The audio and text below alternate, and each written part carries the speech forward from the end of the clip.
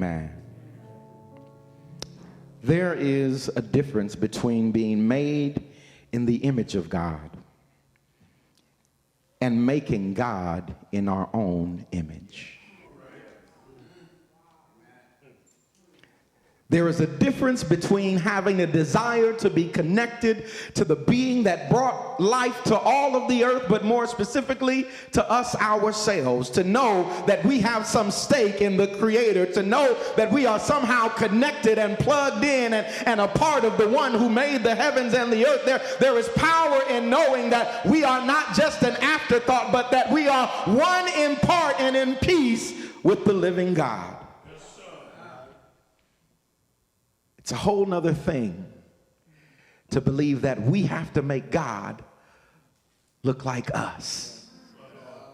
I'm not here this morning to convince you that you've got to walk away thinking that God should have hair like yours, or eyes like yours, or a nose like yours, or even skin color like yours, but knowing that whatever you look like, God looks like that too. This morning I want to encourage somebody that if you're tall or short, fat or skinny, black or white, that you look like God, that you're created wonderfully and fearfully, that you shouldn't allow anybody to make you ashamed, make you afraid, make you feel down about yourself, fix yourself, or make yourself better, because Genesis says that we are made in His image.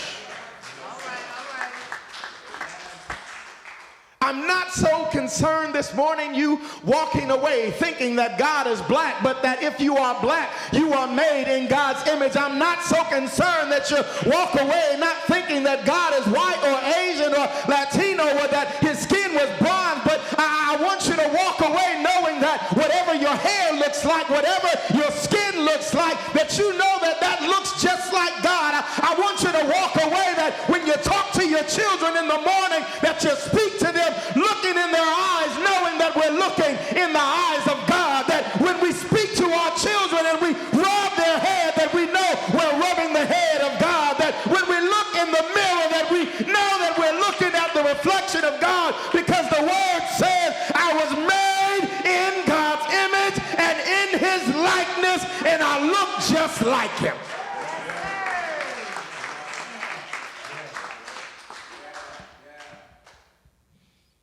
You might say, why does it matter, Pastor? Why does it matter what God looks like? If I'm being honest, it doesn't.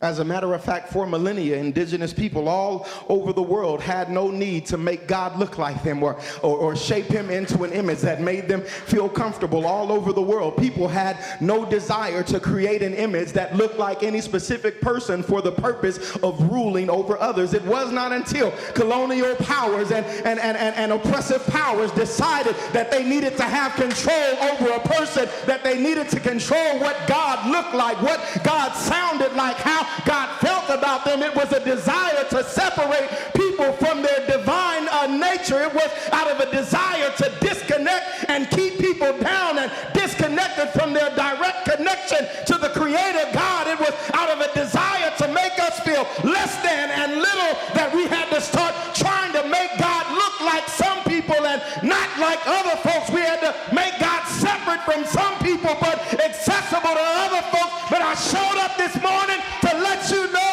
that whatever you think God looks like, I look just like Him. Whatever you think God sounds like, I sound just like Him. That whoever you thought God was, I'm just like Him, because the word says I was made in His image and in His likeness.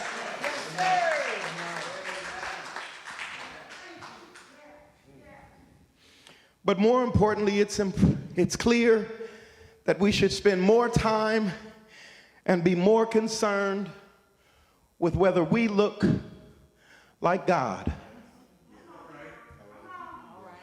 than if God looks like us.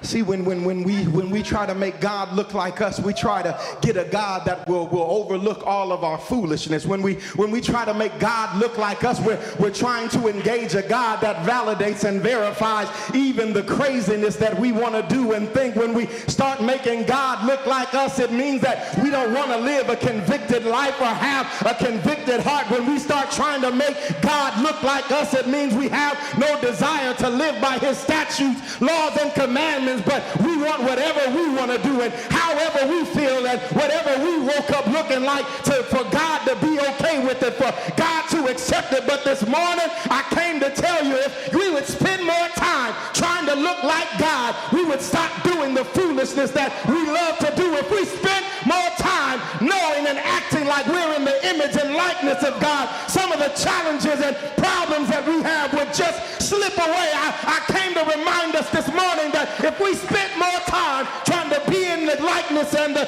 image of God, some of the folks that we've allowed to oppress us and keep us down would not have any power over us. I came to remind us this morning that if we would spend more time remembering that we are in the image and likeness of God, our addictions and our weaknesses, our struggles and our challenges would not bother us so much, because we know that we look just like him.